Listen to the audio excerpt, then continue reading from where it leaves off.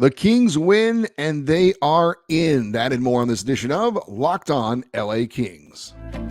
You are Locked On Kings, your daily podcast on the Los Angeles Kings. Part of the Locked On Podcast Network, your team every day.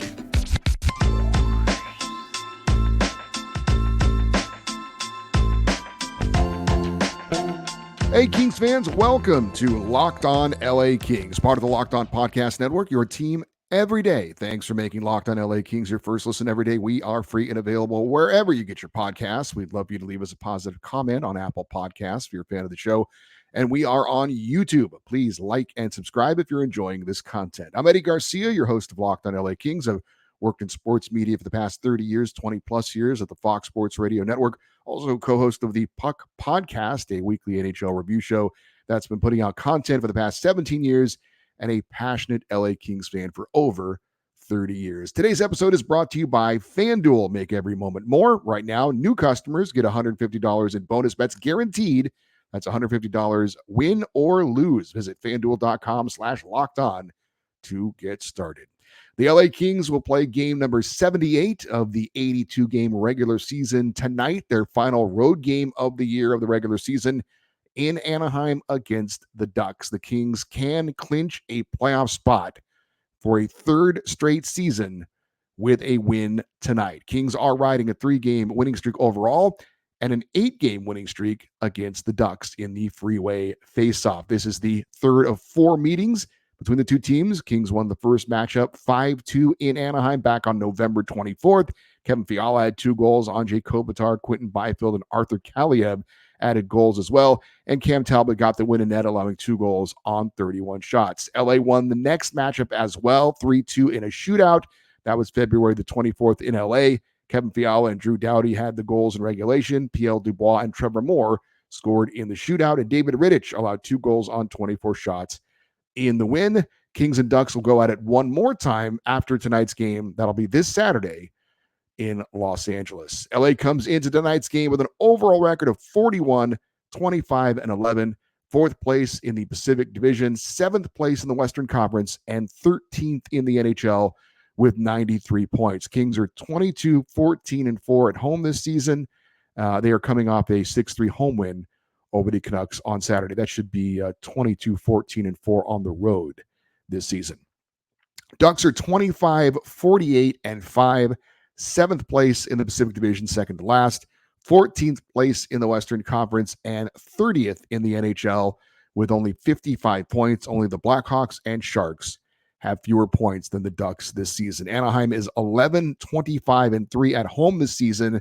That is the most home losses of any team in the NHL. They're coming off a 6-5 shootout loss at home against the St. Louis Blues on Sunday. Kings are ranked 16th in the NHL in goals scored per game at 3.12. Ducks are 30th in the NHL in goals scored per game, 2.46. The Kings are 4th in the NHL in goals allowed per game, 2.57. Anaheim, 31st in the league. They're allowing 3.62 goals per game. Kings are 11th in the NHL on the power play, 22.6%. Ducks are 25th in the league with the man advantage, 17.6%. LA is 2nd in the NHL, only to the Carolina Hurricanes on the penalty kill, 84.8%. Anaheim is 31st on the PK, 72.5%. Individually, the Kings have 2 players with 70 or more points on the season and 1 player with 30 or more goals. Adrian Kempe leads the team with 71 points. Kevin Fiala has 70. Trevor Moore leads the team in goals with 30. Adrian Kempe and Kevin Fiala each 27 goals on the season. The Ducks have 2 players with 50 or more points. Their leading scorer is Frank Vatrano. He's got 55 points. He's also their leading goal scorer with 32. Troy Terry has 53 points and is the only other player with 20 or more goals on the season for the Ducks. He has 20. As for the 2 netminders, the Kings are expected to go with number 1 goalie Cam Talbot. He checks in with a record of 25, 18, and 6. He has a 2.48 goals against average, 7th best in the NHL, and a .916 save percentage, tied for 7th best in the NHL, to go along with 3 shutouts. Talbot's 1-0 against the Ducks this season, allowing 2 goals on 31 shots. The Ducks are expected to go with young goaltender Lucas Dostal. He checks in with a record of 12, 22, and 3 with a shutout. He's got a 3.47 goals against average and an 898 save percentage. In his last start Sunday against the Blues, he allowed 5 goals on 31 shots. He has 1 win in his last 5 starts. That was a 5-3 victory over the Flames last Tuesday. This is his first start against the LA Kings this season.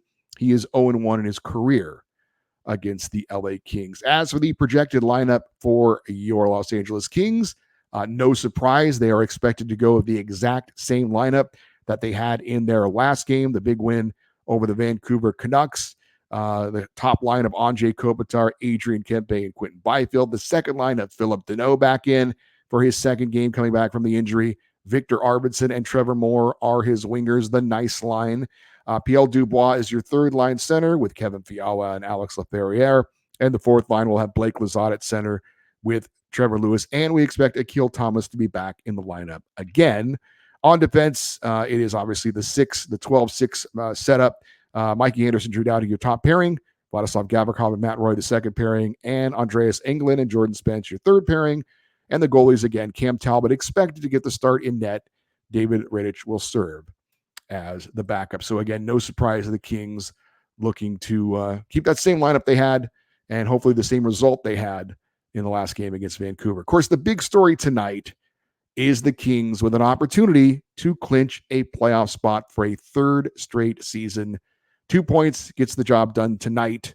Not about what anybody else does in the NHL. It's about the Kings win, and they are in. And it seems like the Ducks are the perfect team to do it against. The Kings, as I mentioned earlier, are riding an 8-game winning streak in the freeway faceoff against Anaheim. Last time the Kings lost to the Ducks was November the 30th of 2021. The last time the Kings made it to the playoffs 3 consecutive seasons was the 3-year span in which they won their 2 Stanley Cup titles, 2012, 2013, and 2014. So I expect to see a highly motivated Kings team tonight looking to take care of business and officially punch that playoff ticket. As far as the keys to tonight's game for the Kings, it's pretty straightforward, as it usually is, but I think right off the hop, have the high energy going on the opening face-off. You've got an opportunity to close things out, get that playoff spot, and do it against one of your rivals on the road. Just start strong. Let's put the foot on the gas right off the beginning. Put the pressure on the Ducks. Hopefully, get a lead. And once you get a lead, look, this is an Anaheim team that's not good. We all know that. And this rivalry, frankly, is not great. There's no real bad blood between these two teams. The bad blood's between the fans. And so I don't expect Anaheim. Look, they want to win. They'd like to get a victory, sure, as they do in every game. But this is not one of those games where you can throw out the record because it's a rivalry game. I don't get that, frankly. I wish it wasn't that way. I'd love to see this rivalry be more intense. I'd love for this rivalry to have some legitimate bad blood, but it really doesn't.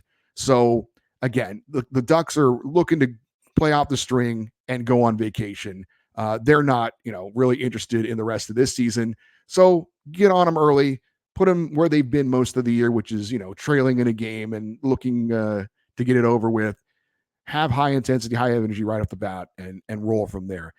Keep the power play going. I really think the X factor for the LA Kings in the playoffs is, can they get something out of their power play? Now, statistically, it hasn't been terrible this year. 11th in the NHL. To me, it seems better than maybe it really is. But again, we saw it against Vancouver. 2 power play opportunities in the first period, and they score on it. Things like that are huge for the Kings. They need to get something out of that power play going forward. It doesn't have to necessarily be better than their opponent, but it has to be at least as good. They have to take advantage of some of those opportunities. And if you come out with high energy right off the bat, it only seems logical that will help you to draw penalties. And when you get the power play, do something with it. And the third key, I think, is stay disciplined. If there is some bad blood, if maybe a few of the Ducks players decide to try and, get some points with the fans by stepping over the line here and there, they've got nothing to lose the rest of the way. What do they care? You can't match that. You're not going to, if you give them opportunities by taking dumb penalties, that certainly can help to maybe even things out. So do what you do best, play good defense, capitalize on your opportunities, but stay disciplined and keep it simple tonight for the LA Kings. If they do what they should do, then the results will take care of themselves, and that means the Kings getting into the playoffs with a win tonight. So the season obviously is winding down. We're getting ready for the playoffs. Have the Kings met expectations this regular season? We'll talk about that and more here on this edition of Locked on LA Kings, your team every day.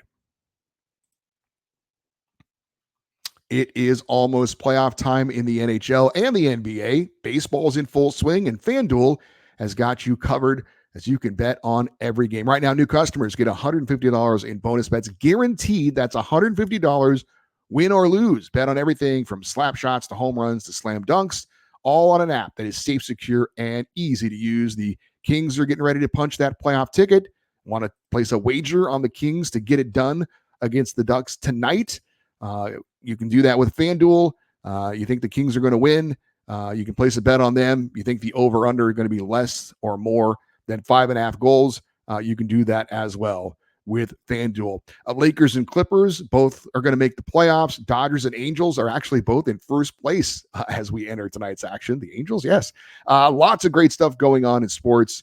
What are you waiting for? Visit FanDuel.com/lockedon and make your first bet an automatic win. FanDuel, America's #1 sportsbook. So the Kings sit on the verge of clinching a playoff spot.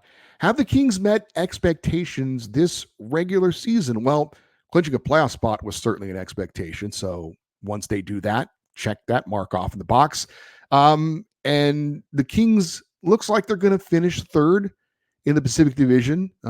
Now, Vegas is still there, but the Kings having the schedule they do, Vegas having the schedule they do, and dealing with some injury issues, I feel pretty confident the Kings are going to hold on to that third spot. That's where I had them as far as my preseason prediction.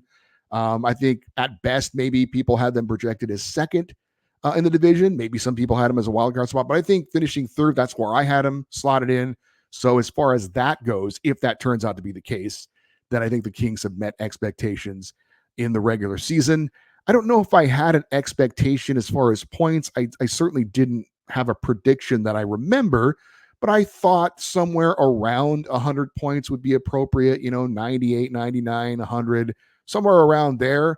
Now, the Kings had 104 points last season. That was second most in franchise history. Now, if the Kings take care of business against two of the worst teams in the NHL, they've got the Ducks twice and the Blackhawks once.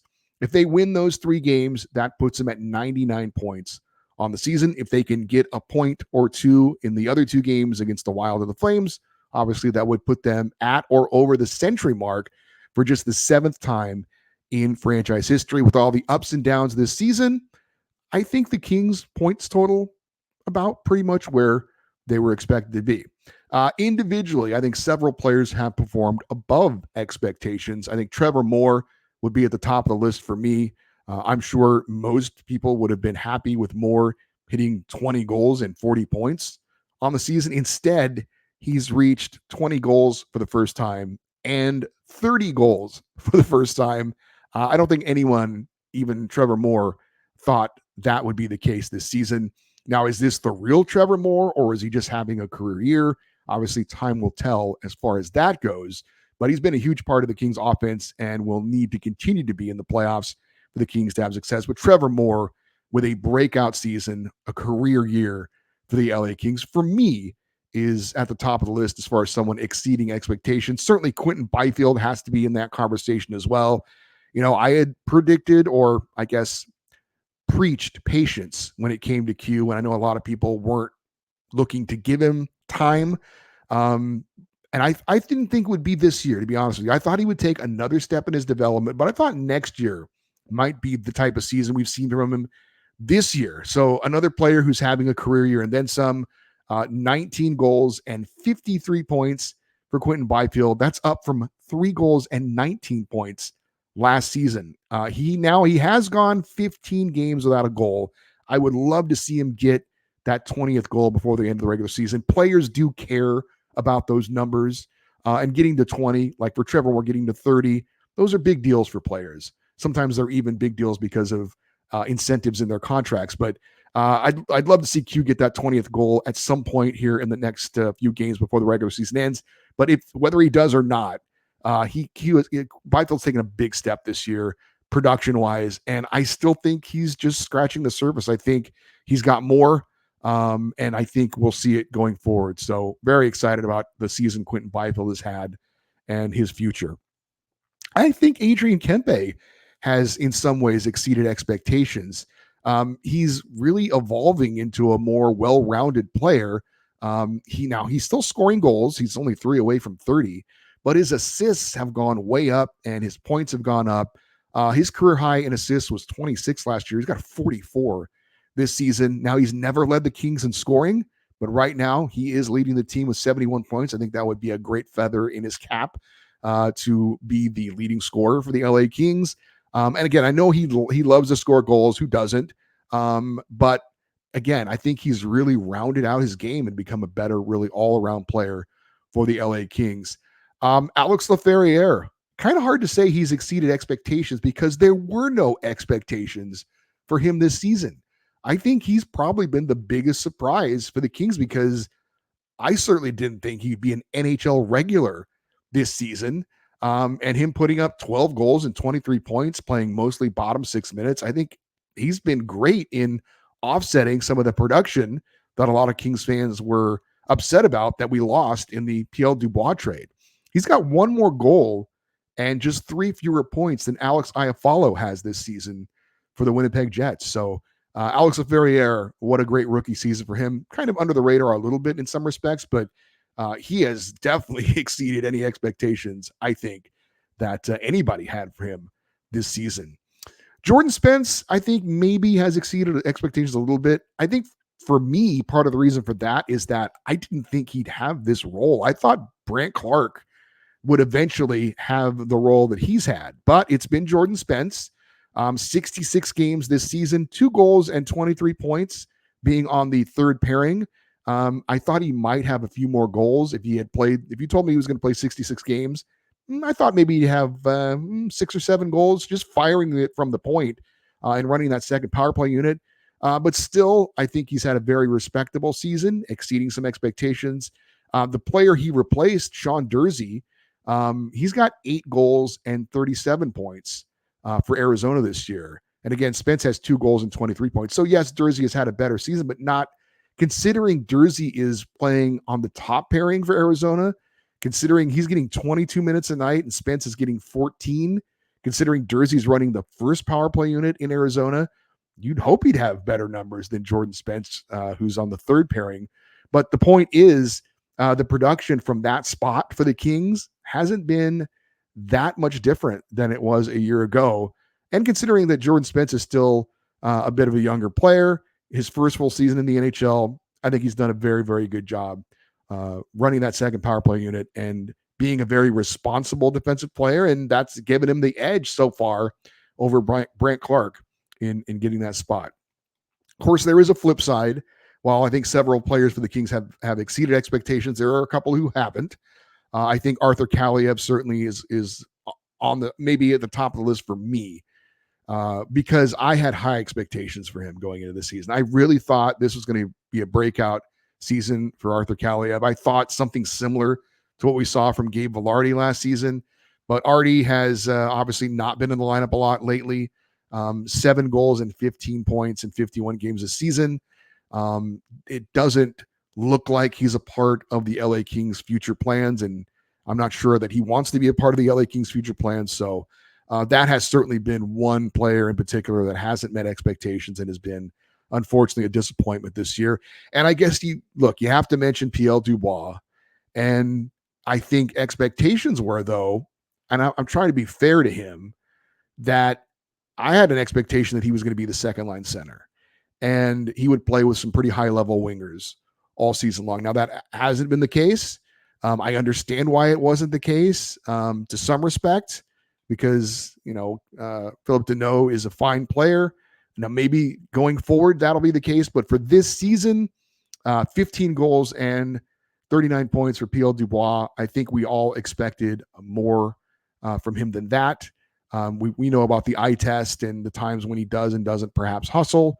But if you look at typical numbers for a third line center, those numbers aren't bad. That's pretty typical of a third line center, and has been the production the Kings have certainly had from the third line center position for the most part in recent years.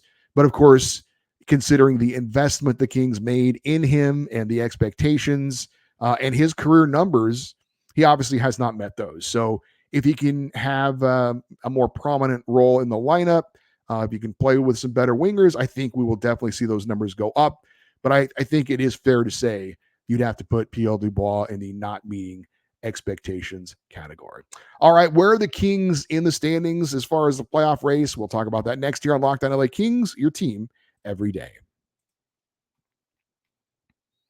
We are in that stretch run of the NHL season. The Kings are making that playoff push, but regardless of where the Kings end up in the standings, I want to remind you, you could win big playing daily fantasy hockey on Sleeper, the official daily fantasy app of the Locked On NHL Network. Sleeper is our number one choice for daily fantasy sports, especially daily fantasy hockey, because with Sleeper, you can win 100 times your cash in daily fantasy hockey contests. All you have to do is pick players and predict if they'll record more or less than their Sleeper projections for things like goals, assists, saves, plus, minus, and more. You can win 100 times your bet on Sleeper if you correctly predict the outcome of 8 player stats. You heard me right, Kings fans, 100 times your money playing daily fantasy hockey with Sleeper. So start paying attention, nail your picks, and you can start winning big. Use the promo code LOCKEDONNHL, and you'll get up to $100 match on your first deposit. Terms and conditions apply. That's code LOCKEDONNHL. See Sleeper's terms of use for details and locational availabilities. The LA Kings face the Anaheim Ducks, 7 p.m. Pacific time tonight. Catch every moment of the hometown broadcast to your LA Kings with SiriusXM on the SXM app. Just search LA Kings. And by the way, if you're looking to watch the game on local television tonight, we will not be on Bally Sports West. It will be on KCAL 9.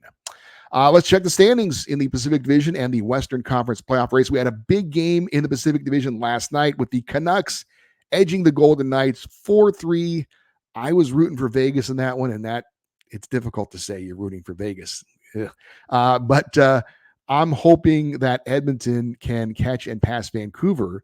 The Kings finished third in the Pacific, and we'd have a Canucks-Kings first-round matchup. So Vancouver getting those 2 points gives them 104 on the season. They've got a 5-point lead now on Edmonton.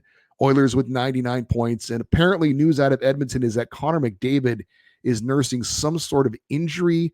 He's a game time decision for their next game. I think they're probably just being cautious with it, but a big game coming up on Saturday between the Oilers and the Canucks. So hopefully he'll be ready to go in that one.